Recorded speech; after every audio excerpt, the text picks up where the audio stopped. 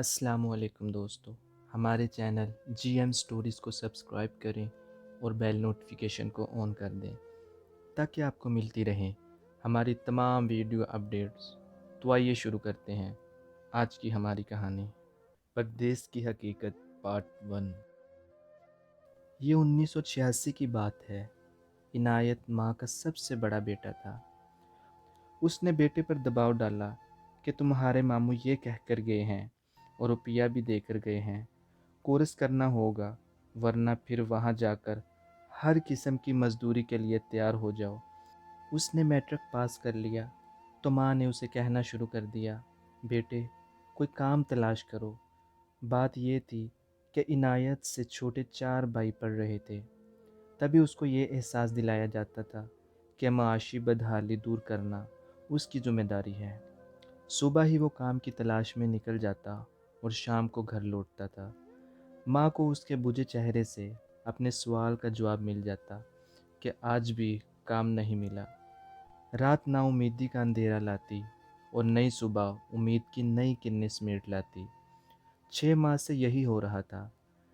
کلرکی کے لیے 100 دفتروں کی خاک چھانی، بالآخر مایوس ہو گیا اور پرائیویٹ کام ڈھونڈ لیا۔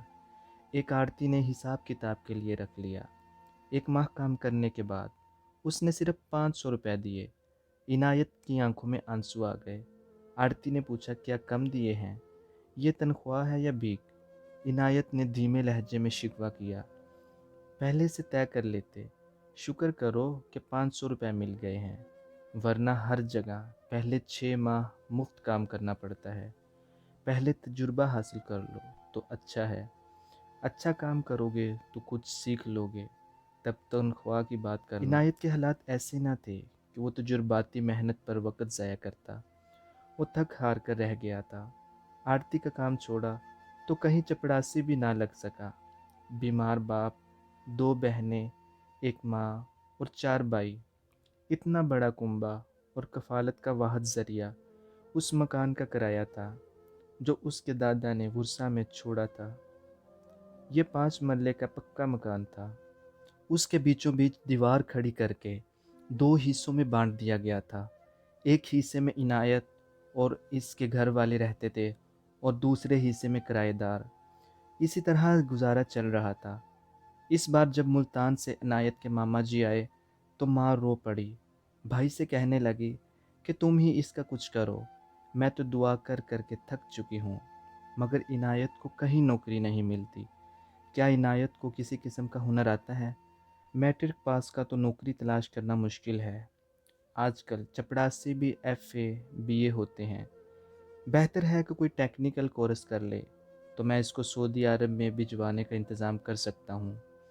شرط یہ ہے کہ اسے پہلی 2 تنخواہیں اس ریکور ایجنٹ کو دینی ہوں گی جو اس کے وہاں بھجوانے اور پھر کام دلوانے کا بندوبست کرے گا۔ عنایت کی ماں نے فوراً حامی بھر لی۔ ماموں نے بھانجے کے لیے کچھ رقم بہن کو دی کہ کورس کے لیے کسی ادارے میں داخلہ لے لے، روزگار تو صحیح ملے گا۔ بہن خوش ہو گئی۔ 1.5 سال اسے کورس کرنے میں لگا۔ یہ وقت اس نے جوں توں گزارا۔ 6 ماہ ویزا کے انتظار میں لگے۔ جب ساری کارروائی پوری ہو گئی تو وہ دبئی روانہ ہو گیا۔ اب ماں اس کے جدائی سے نہ ڈال تھی، پہلی بار بچڑ رہا تھا، پھر بھی وہ خوشی کا اظہار کر رہی تھی۔ کہتی تھی، 2-4 برس کی جدائی کی کوئی بات نہیں بیٹا، تو ہزاروں میں کمائے گا تو قرض بھی اتر جائے گا اور میری بیٹیوں کے ہاتھ بھی پیلے ہو جائیں گے۔ اب گھڑیاں گن گن کر دن گزرنے لگے۔ بالآخر وہ دن بھی آ گیا جس کا سارے کنبے کو انتظار تھا۔ عنایت کے آنے کا سن کر ماں پھولے نہ سما رہی تھی۔ اس کا بیٹا 5 سال بعد دبئی سے گھر لوٹ رہا تھا۔ اس نے اتنا کما لیا تھا کہ بہنوں کی شادیاں کرنے کے بعد بھی کچھ سرمایہ گھر بھیج رہا تھا۔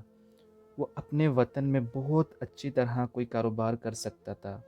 اس نے فون پر کہا تھا، ماں فکر نہ کرنا، میں بہنوں کے لیے عمدہ ریشمی جوڑے، گھڑیاں اور گھریلو چھوٹا موٹا سامان ساتھ لا رہا ہوں۔ اس نے اپنے آنے کی تاریخ بھی بتا دی۔ وہ پہلے ملتان میں اترا جہاں ایک روز ننہال میں ٹھہر کر ماموں سے ملنا تھا، پھر آگے اپنے شہر جانا تھا۔ ماموں کا شکریہ ادا کرنا لازم تھا، جن کی مہربانی نے اس کو خوشیوں اور آسودہ حالی کے یہ دن دکھائے تھے۔ سو وہ ایک دن ماموں کے گھر ٹھہر گیا، ان کو اور ان کے بچوں کو تحفے دیے اور جانے کی اجازت چاہی۔ ماموں نے کہا، بیٹا تمہارے پاس سامان ہے، ویگن یا بس پر جانا مناسب نہیں، ایسا کرو ٹیکسی کر لو۔ اس پر ممانی بولی، میرا ماموں ذات فلک شیر ٹیکسی چلاتا ہے، کیوں نہ اس کو فون کر کے بلا لیں؟ اتنے مال اسباب کے ساتھ کسی اجنبی کی ٹیکسی میں جائے گا تو ہم کو فکر لگی رہے گی۔ ماموں نے کہا، بیگم ٹھیک ہے، تم اپنی ممانی کو فون کر کے فلک شیر کو یہاں بلوا لو۔ ممانی نے فون کیا، فلک شیر نے ہی ریسیور اٹھایا۔ مدعا سن کر کہنے لگا، میں آج فارغ ہوں، آ کر عنایت صاحب کو لے جاتا ہوں۔ آدھے گھنٹے بعد اس نے دستک دی۔ ماموں باہر نکلے تو اس نے کہا، میں ذرا جلدی میں ہوں، گاڑی چیک کروا لوں، رستے میں جگہ جگہ سڑک خراب ہے، عنایت کو بھیج دیں۔ ورکشاپ پر کتنا ٹائم لگے گا؟ ماموں نے سوال کیا۔